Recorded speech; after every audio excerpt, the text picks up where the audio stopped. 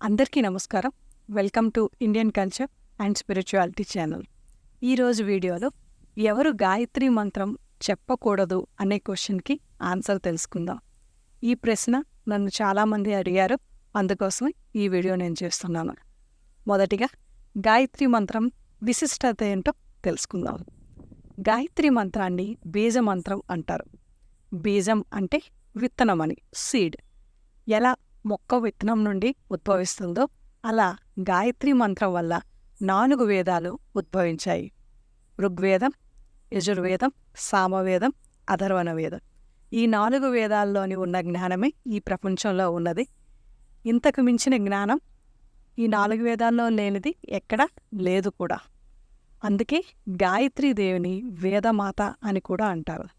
మనం ప్రతిరోజు సెల్ ఫోన్కి ఛార్జింగ్ పెట్టి బ్యాటరీని ఛార్జ్ చేస్తాం కదా, అదేవిధంగానే గాయత్రి మంత్రం ప్రతిరోజు చదివితే మన బాడీ ఛార్జ్ అవుతుంది. మనం దివ్యశక్తుల్ని, దివ్య అనుభూతుల్ని ఫీల్ అవ్వగలం. అంధకారం, మందబుద్ధి, సోమరితనం, మరపు పోయి బుద్ధి వికసిస్తుంది. మనలో ఉన్న ఆత్మబలం అన్నది పెరుగుతుంది. ఈ ఆత్మబలం పెరగడం వల్ల చేసే పని మీద స్పష్టత ఉంటుంది, బుద్ధి వికసించింది, స్పష్టత ఉంది, ధైర్యం పెరిగింది. కనుక గాయత్రి మంత్రం జపించడం వల్ల మనం ఏ పని చేసినా 100% శుభ ఫలితాలే కలుగుతాయి. రోజు గాయత్రి మంత్రం చెప్పడం వల్ల మన పాపకర్మ కూడా తగ్గుతుందండి.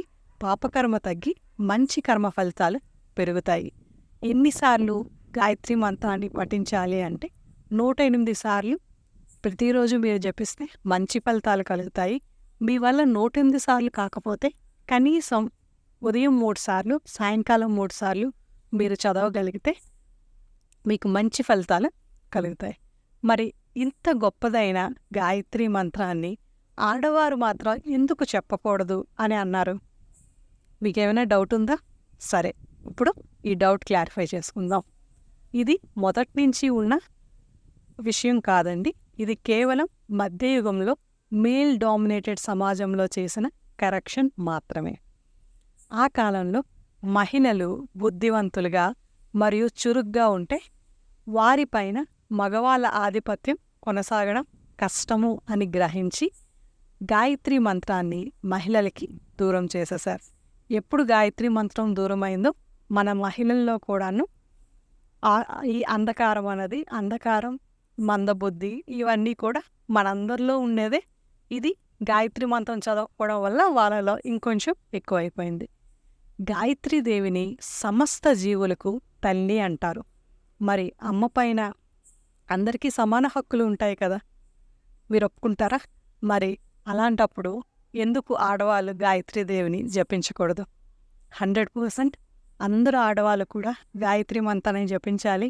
మీరు స్ట్రాంగ్గా ఉంటేనే మీ ఫ్యామిలీ స్ట్రాంగ్గా ఉంటుంది, సమాజం మంచి సమాజం అవుతుంది కదా.